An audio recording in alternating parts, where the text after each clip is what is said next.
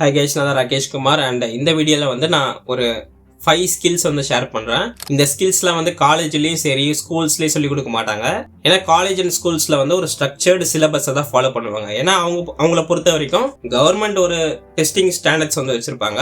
Government இல்லைன்னா நான் governmental organisation வந்து ஒரு ஸ்டாண்டர்ட்ஸ் வச்சிருப்பாங்க. அந்த ஸ்டாண்டர்ட்ஸுக்கு தான் அவங்கள ட்ரெயின் பண்ணுவாங்க. அண்ட் அந்த ஸ்டாண்டர்ட்ஸுமே வந்து ஒரு 10-15 வருஷம் வந்து ஓல்டான ஒரு பேட்டர்னாக தான் இருக்கும். அது வச்சு உங்களால் வந்து ரியல் வேர்ல்டில் வந்து எதுவுமே பண்ண முடியாது. அண்ட் மெயினாக வந்து அது எல்லாமே வந்து தியரிட்டிக்கல் ஒன்ஸ், ப்ராக்டிக்கலாக உங்களால் அப்ளையே பண்ண முடியாது. அண்ட் நான் இதில் சொல்கிற எல்லாமே வந்து ப்ராக்டிக்கலாக எக்ஸ்பீரியன்ஸ் வச்சு கற்றுக்கிற மாதிரியான விஷயமா தான் இருக்கும். ஸோ அதெல்லாம் என்னென்னு பார்க்கலாம். பிஃபோர் தட் இந்த சேனலுக்கு நீங்கள் புதுசுனா சப்ஸ்கிரைப் பண்ணிக்கோங்க. ஏன்னா அது எனக்கு ஒரு பெரிய சப்போர்ட்டாக இருக்கும். அண்ட் உங்களுக்குமே வந்து நிறைய இன்ஃபர்மேட்டிவ் வீடியோஸ் வந்து கிடைக்கும். ஸோ டைம் வேஸ்ட் பண்ணாமல் வீடியோக்குள்ள போகலாம். ஃபர்ஸ்ட் ஸ்கில் வந்து ஃபினான்ஷியல் லிட்ரஸி. நம்ம ஒரு ஃபினான்ஸ் ரீதியான ஒரு டிகிரி படிக்காத வரைக்கும் நமக்கு ஃபினான்ஸ் பற்றி எதுவுமே தெரியாது காலேஜ் படிக்கிறப்ப. ஏன்னா காலேஜ் முடிச்சதுக்கப்புறம் சரி.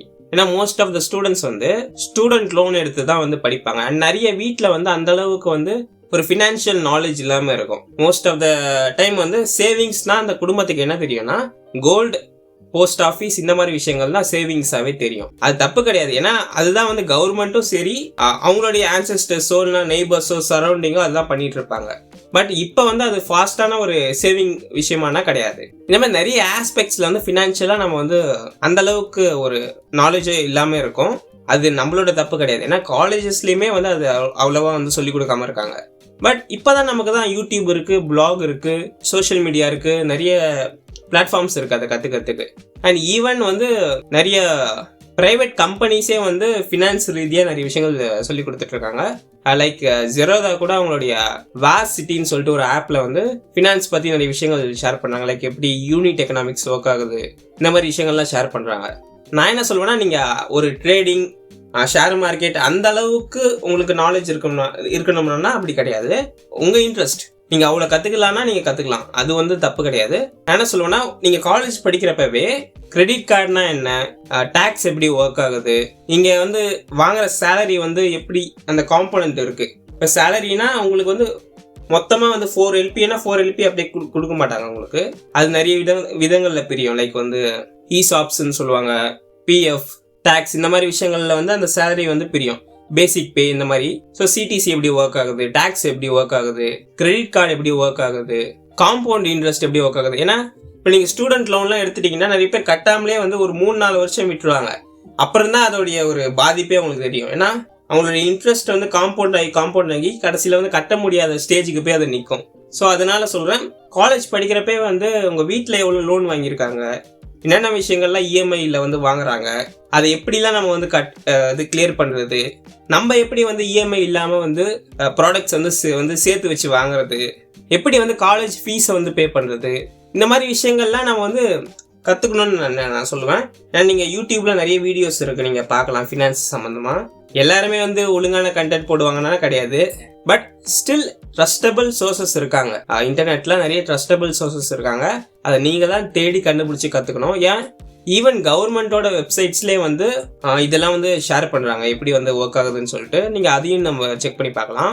ஸோ பேசிக் ஃபினான்ஸ் லிட்ரஸி இருக்கணும். அது கன்ஃபார்ம் இருந்தால் தான் உங்களால் வந்து ஒரு ஹை இன்கம் ஜாப் வந்து போகிறதுக்கு ஒரு ஐடியா உங்களுக்கு கிடைக்கும். ஈவன் உங்ககிட்ட ஒரு ஹை இன்கம் ஜாப் இருந்தாலும், ஒரு நல்ல இன்கம் உள்ள ஜாப் இருந்தாலும், உங்களுக்கு பேசிக் ஃபினான்ஸ் நாலேஜ் இல்லைன்னா நீங்கள் எவ்வளோ இன்கம் வாங்கினாலுமே அது வேஸ்ட் தான். ஸோ என்னை பொறுத்தவரையும் ஒரு பேசிக் ஃபினான்ஸ் நாலேஜ் வந்து வச்சுக்கோங்க. செகண்ட் ஸ்கில் வந்து நெகோஷியேஷன். நெகோஷியேஷன்னா நிறைய பேர் வந்து ஒரு பெரிய லெவல் டேர்ம்னு நினைக்கிறாங்க. அப்படி கிடையாது. அது ஜஸ்ட் வந்து ஒரு டைப் ஆஃப் ப்ரொஃபஷனல் பார்கெனிங் மாதிரி தான். நமக்கு வந்து காலேஜில் என்ன சொல்லியிருப்பாங்கன்னா, உங்ககிட்ட இருக்கிற கிரேடுக்கு என்ன CTC இருக்கோ அதை நீ வாங்கிக்கோ, கொடுக்கறத வாங்கிக்கோ, கொடுக்குற இதை நீ வச்சுக்கோன்ற மாதிரியே நம்ம வந்து ட்ரெயின் பண்ணிடுவாங்க. ஸோ அதனால நமக்கு ஒரு ஃபார் எக்ஸாம்பிள் இது இவ்வளோதான்ப்பா, உனக்கு இவ்வளோதான்ப்பா தர முடியும், உனக்கு இவ்வளோ CTC தான் தர முடியும்னா அந்த இடத்துல நம்மளால எதுவும் பேச முடியாது. பேசினா நம்ம ரூடாக இருக்கோம், நம்ம கிரீடியாக இருக்கோம்னு நினச்சிப்பாங்க, நம்ம வந்து பேராசைப்படுறோன்ற மாதிரி நம்ம நினச்சிப்போம். பட் அப்படி கிடையாது. அவங்களுக்குன்னு ஒரு ரேஞ்ச் இருக்கும். ஒரு கேண்டிடேட் எடுக்கிறோன்னா நம்ம 3லேருந்து ஒரு 7 LPAக்குள்ளே போகலாம். பட் ஸ்டார்டிங்கே நம்ம 3 LPA சொல்லலாம், அவங்க என்ன பண்ணுறாங்கன்னு பார்க்கலான்னு சொல்லிட்டு சொல்லுவாங்க. நம்ம என்ன பண்ணுவோம்னா, சரி 3 LPA நம்ம எதுவும் கேட்க முடியாதுன்னு சொல்லிட்டு ஓகேன்னு சொல்லி வாங்கிட்டு வந்துடுவோம். அடுத்த ஒரு 2 வருஷத்துக்கு அந்த 3 LPAக்கு தான் ஒர்க் பண்ணுவோம். பட் நம்ம அந்த இடத்துல வந்து ஒரு நெகோஷியேட் பண்ணி என்கிட்ட இவ்வளோ ஸ்கில்ஸ் இருக்கு, நான் வந்து ஒரு 4, 5, 7 LPA கூட நீங்க கேட்கலாம். அது நெகோஷியேட் ஆகி ஒரு 5லேருந்து 6 LPA கிட்ட வரும். அப்படி வரப்ப வந்து ஒரு 4 வருஷத்துல 3 LPA கொடுக்குற growth-ஐ விட 2 வருஷத்துல அந்த ஒரு இதை வந்து நீங்க வந்துடலாம். ஏன்னா எப்படியோ வந்து உங்களுடைய இன்கம் வச்சுதான் உங்களுடைய அடுத்தடுத்த இது இன்க்ரிமெண்ட்ஸ்லாம் இருக்கும். நீங்க 3 LPA இருக்கிறப்ப வர இன்க்ரிமெண்ட்டை விட 5 or 6 LPA இருக்கிறப்ப வர இன்க்ரிமெண்ட் வந்து அதிகம்.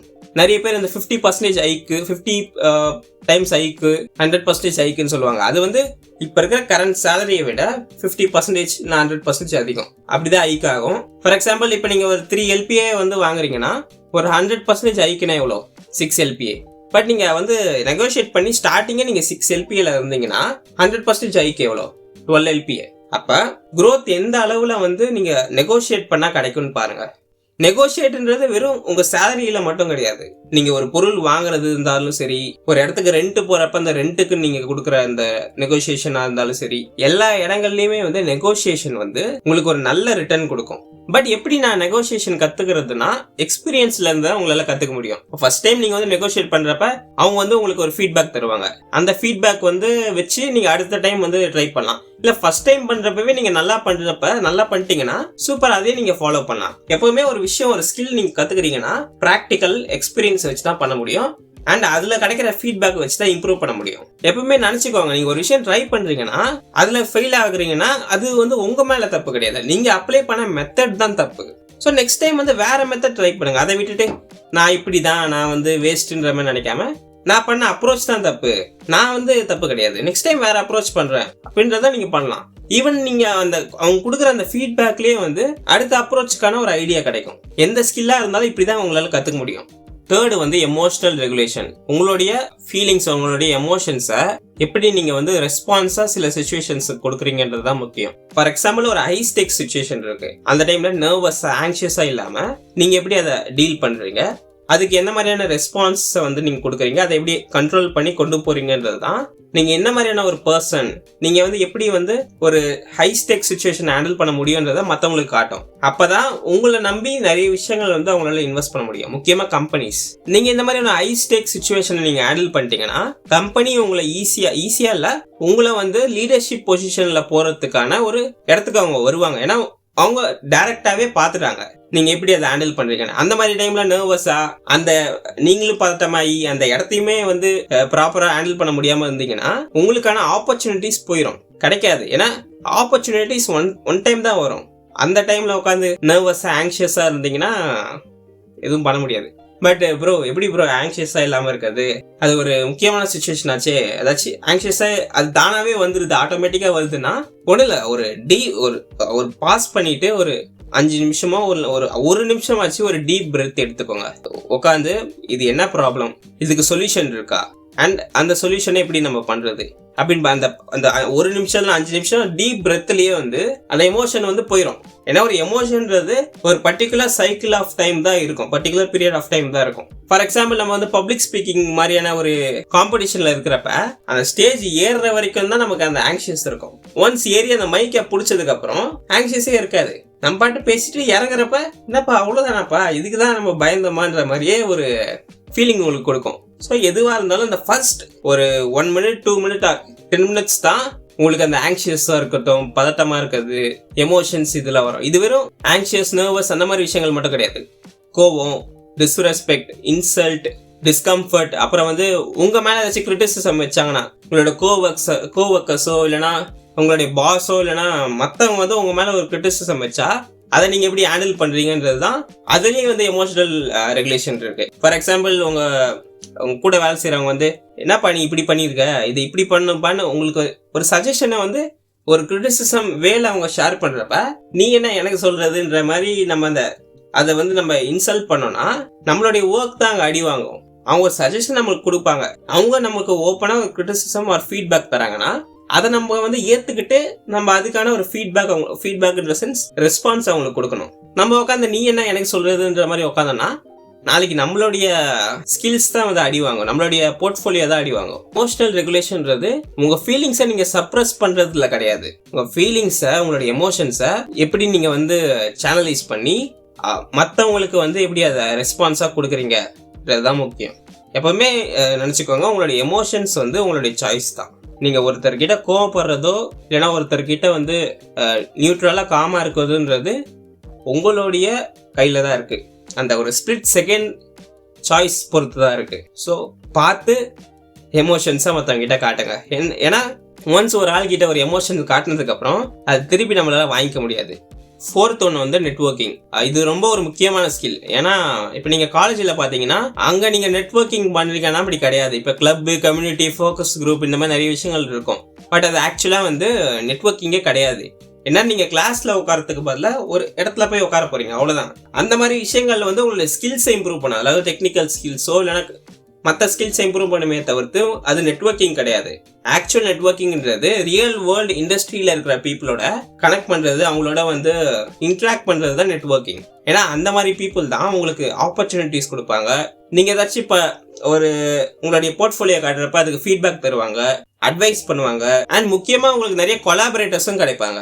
அண்ட் நெட்வொர்க்கிங்ன்றது ஜஸ்ட் நீங்கள் வந்து அவங்க கிட்ட இருந்து உங்களுக்கானதை எடுத்துக்கிறது மட்டும் கிடையாது. அது வந்து ஒரு மியூச்சுவல் வேல்யூ. அவங்க உங்ககிட்ட வந்து நிறைய விஷயங்கள் தெரிஞ்சுப்பாங்க, நீங்கள் அவங்க கிட்ட நிறைய விஷயங்கள் தெரிஞ்சுக்கலாம். ஏன்னா இப்போ அந்த மாதிரி பீப்புள் வந்து நம்மளுடைய மைண்ட் செட் வந்து அவங்களுக்கு தெரியாது. அதாவது நம்ம இந்த ஜென்ரேஷன் எப்படி யோசிக்கிறாங்க, அவங்களுடைய ஐடியாஸ் எப்படி இருக்கு, அவங்களுடைய மெத்தட்ஸ் எப்படி இருக்குன்னு அவங்களுக்கு தெரியாது. பட் அவங்களுக்கு அது தேவைப்படும். ஏன்னா அவங்க ஒர்க் பண்ற ப்ராடக்ட் வந்து இப்ப இருக்கிற கரண்ட் ஜென்ரேஷனை டார்கெட் பண்ணுச்சுன்னா அந்த மாதிரி டைம்ல அவங்களுக்கு நிறைய இன்சைட்ஸ் தேவைப்படும். ஸோ அவங்க வந்து நம்ம கிட்ட நிறைய விஷயங்கள் தெரிஞ்சுக்கலாம். அண்ட் நம்மளும் அவங்க கிட்ட இருந்து ரியல் வேர்ல்டு இண்டஸ்ட்ரியில் எப்படி ஒர்க் ஆகுதுன்னு நிறைய விஷயங்கள் தெரிஞ்சுக்க முடியும். அண்ட் நிறைய ஆப்பர்ச்சுனிட்டிஸும் கிடைக்கும். அண்ட் நிறைய பேர் என்ன நினைக்கிறாங்கன்னா, நெட்வொர்க்கிங்கிறது லிங்க்டின்ல போய் ஒரு கனெக்ஷன் ரெக்வஸ்ட் கொடுத்துட்டு, ஹாய் நான் வந்து இந்த மாதிரி என் பேர் இது, உங்க கூட கனெக்ட் ஆனதுக்கு சந்தோஷன்றது மட்டும் நெட்வொர்க்கிங் கிடையாது. அது வந்து ஒரு ஸ்பேம் மாதிரி. ஆக்சுவல் நெட்வொர்க்கிங்கிறது கியூரியஸா அந்த பர்சன் கிட்ட போய் அவங்களுடைய இண்டஸ்ட்ரியில இருக்கிற விஷயங்களை வந்து தெரிஞ்சுக்கிறதுக்கோ இல்லைன்னா வந்து அவங்க கிட்ட நிறைய கொஷின்ஸ், நல்ல கொஷின்ஸ் கேட்கறதுக்காக நீங்க வந்து போறீங்கன்னா அது வந்து ஆக்சுவலா நெட்வொர்க்கிங். ஃபார் எக்ஸாம்பிள் வந்து ஒருத்தர் யாருன்னே தெரியாது, பட் அவருடைய ப்ரொஃபைல HR இருக்குன்னா, ஸோ ஓகே நம்ம இவரோட கனெக்ட் பண்ணா நமக்கு ஃபியூச்சர்ல ஆப்பர்ச்சுனிட்டிஸ் கிடைக்கும்னு சொல்லிட்டு பண்ணீங்கன்னா அது நெட்வொர்க்கிங் கிடையாது, அது ஸ்பேம். ஏன்னா உங்களை மாதிரி யோசிக்கிற ஒரு 1000 பேர் இருப்பாங்க, 1000 பேருமே அந்த ப்ரொஃபைலுக்கு வந்து கனெக்ஷன் ரெக்வஸ்ட் கொடுப்பாங்க. ஸோ அவங்கள பொறுத்த வரைக்கும் 1000ல் ஒரு ஸ்பேம் மெசேஜ் தான் நீங்க. பட் நீங்க ஆக்சுவலா வந்து ஒரு இண்டஸ்ட்ரியில வந்து இன்ட்ரெஸ்டடா இருக்கீங்க, இல்லைன்னா ஒரு பர்சனோட எக்ஸ்பீரியன்ஸ்ல இன்ட்ரெஸ்டடா இருக்கீங்கன்னா நீங்க போய் கேட்கலாம். அவங்க கிட்ட போய் கனெக்ஷன் பண்ணி இந்த மாதிரி உங்க இண்டஸ்ட்ரி பத்தி ஷேர் பண்ணுங்க, நீங்க பார்த்ததுலேயே ஒரு ஹார்டஸ்ட் ப்ராப்ளம் என்ன, நீங்க எப்படி இந்த இண்டஸ்ட்ரிக்குள்ள வந்தீங்க, இந்த மாதிரி கொஸ்டின்ஸ்லாம் கேட்கலாம். ஸோ அவங்கள வந்து ஜென்யூனா எடுத்துப்பாங்க. இது ஒரு ஸ்பேம் மெசேஜ் கிடையாது, அவன் ஜென்யூனா வந்து இந்த இண்டஸ்ட்ரிக்குள்ள வரதுக்கு அவன் யோசிக்கிறான் அப்படின்னு அவங்க நினைச்சு அவங்க உங்களுக்கு ஹெல்ப் பண்ணுவாங்க. அண்ட் மெயினா என்ன சொல்லணும்னா, இப்ப இருக்கிற ஜாப் மார்க்கெட்ல வந்து 60 to 70% வந்து நெட்வொர்க்கிங் ரெஃபரல் மூலியமா தான் நிறைய ஜாப் ஆஃபர்ஸ் வந்து கிடைக்குது. அந்த இனிஷியல் அந்த ஃப்ரெஷர் பாத்தீங்கன்னா அவங்க வந்து ஜாப் பிளாட்ஃபார்ம்ஸ் அந்த மாதிரி விஷயங்கள் மூலியமா போக முடியும். பட் ஒன்ஸ் நீங்க வந்து ஒரு ரோல்ல வந்து ஒரு 2 years ஆயிட்டீங்கன்னா அதுக்கப்புறம் ஃபர்தர் நீங்க க்ரோ ஆகுறதுக்கு உங்களுக்கு இந்த நெட்வொர்க்ஸ் தான் யூஸ் ஆகும், நெட்வொர்க்கிங் தான் யூஸ் ஆகும். அண்ட் நெட்வொர்க்கிங்கிறது ஜஸ்ட் லிங்க்டின் கிடையாது, ரியல் வேர்ல்டு ஈவெண்ட்ஸ் அட்டென்ட் பண்றது, அங்க போய் பீப்புளோட கனெக்ட் பண்ணலாம். நிறைய வேஸ் இருக்கு நீங்க நெட்வொர்க்கிங் பண்றதுக்கு. அதுக்கு ஒரு ஸ்ட்ரக்சர்டு பார்ட் கிடையாது. ஈவன் நீங்க ஜஸ்ட் ஒரு பக்கத்துல ஒரு ஜூஸ் குடிக்கிற கடையில போனீங்கன்னா அங்க ஒரு இன்ஜினியர் இருந்தாங்கன்னா அவங்களோட ஒரு இன்டராக்ட் பண்ணீங்கன்னா அதுவும் ஒரு நெட்வொர்க்கிங் தான். ஸோ நெட்வொர்க் பண்ணுங்க, உங்களுக்கு நிறைய ஆப்பர்ச்சுனிட்டிஸ் கிடைக்கும். 5th ஒன்று வந்து ப்ராப்ளம் சால்விங். நம்மளாம் ப்ராப்ளம் சால்விங்னா என்ன நினைப்போம், ஒரு மேக்ஸ் ப்ராப்ளமோ இல்லைன்னா DSA ப்ராப்ளமோ இல்லைன்னா ஏதோ ஒரு தியரிட்டிக்கல் ப்ராப்ளம் கொடுத்தாங்கன்னா அந்த ப்ராப்ளமை ஒரு கன்ஸ்ட்ரெயின்ட் என்விரான்மெண்ட்ல நம்ம வந்து சால்வ் பண்றோம். அதுதான் வந்து ப்ராப்ளம் சால்விங் நம்ம நினைச்சிட்டு இருக்கோம். பட் ரியல் வேர்ல்ட்ல அப்படி கிடையாது. ரியல் வேர்ல்ட்ல இப்போ சம்டைம்ஸ் வந்து நீங்க ஒர்க் பண்ணிட்டு இருக்கிறப்ப ஒரு எரர் வந்துருச்சு, இல்லைன்னா சர்வர் கிராஷ் ஆயிடுச்சு, பாஸ்வேர்டு மறந்துட்டீங்க, இந்த மாதிரி நிறைய ப்ராப்ளம்ஸ் வரும். அதை நீங்க எப்படி எஃபிஷியண்டா சால்வ் பண்றீங்க, அதுதான் வந்து ஆக்சுவலா ப்ராப்ளம் சால்விங். ஈவன் ஒரு சிம்பிள் சின்ன ப்ராப்ளம்ஸை கூட நீங்க எப்படி சால்வ் பண்றீங்கன்றது கூட இந்த கேட்டகரிக்குள்ள வரும். அண்ட் இதை யாருமே உங்களுக்கு வந்து சொல்லிக் கொடுக்க மாட்டாங்க. ஃபார் எக்ஸாம்பிள் இப்போ ஒரு ப்ராப்ளம் வந்திருக்குன்னா அது ஆக்சுவலா எப்படி நீங்க அப்படி சால்வ் பண்ணுவீங்கன்னா, போங்க கூகுள்ல போய் சர்ச் பண்ணுங்க அந்த ப்ராப்ளமை. அந்த ப்ராப்ளம் ஆல்ரெடி ஃபேஸ் பண்ணவங்க வந்து ரெடிட்லயோ குவாராலையோ இல்லைன்னா நிறைய இடங்கள்ல போடுவாங்க, ஸ்டாக் ஓவர்ஃப்ளோலயோ போடுவாங்க. அது கீழே வந்து நிறைய கமெண்ட்ஸ் இருக்கும், அதாவது ரிப்ளைஸ் இருக்கும். அதை படிங்க. அதுலயே நிறைய உங்களுக்கு ஐடியாஸ் கிடைக்கும். சம்டைம்ஸ் ரெஸ்பான்ஸே இல்லையா, யூடியூப் பக்கம் வாங்க. யூடியூப்ல நிறைய பேர் வந்து வீடியோஸ் போட்டிருப்பாங்க. ஃபார் எக்ஸாம்பிள் என் லேப்டாப்ல வந்து ஒரு இது ஓப்பன் ஆகலன்னு சொல்லிட்டு நான் யூடியூப்ல போனா அங்க ஒரு வீடியோ இருக்கும். இல்லைன்னா எனக்கு வந்து ஒரு பர்டிகுலர் ப்ரோக்ராமிங்ல வந்து டவுட் இருக்குன்னா நான் யூடியூப்ல போய் பார்ப்பேன். ஸ்டாக் ஓவர்ஃப்ளோ ஹெல்ப் பண்ணும். இது மாதிரி உங்களுக்கு ஒரு ப்ராப்ளம் இருக்குன்னா அந்த ப்ராப்ளம் வந்து போய் சர்ச் பண்ணி அதுக்கு ஏதாச்சும் சொல்யூஷன்ஸ் ஆல்ரெடி இருக்கான்னு பாருங்க. இல்லையா அந்த ப்ராப்ளம் எப்படி சால்வ் பண்றதுன்னு சொல்லிட்டு உட்காந்து யோசிங்க. கொஞ்சமாச்சும் யோசிக்கிறதுக்கு நீங்க டைம் கொடுங்க. அண்ட் உங்களுக்கு ஒரு பெரிய ப்ராப்ளம் இருக்குன்னா அதை சின்ன சின்ன மேனேஜபிளான ப்ராப்ளம்ஸா மாத்தி அதை சால்வ் பண்ணுங்க.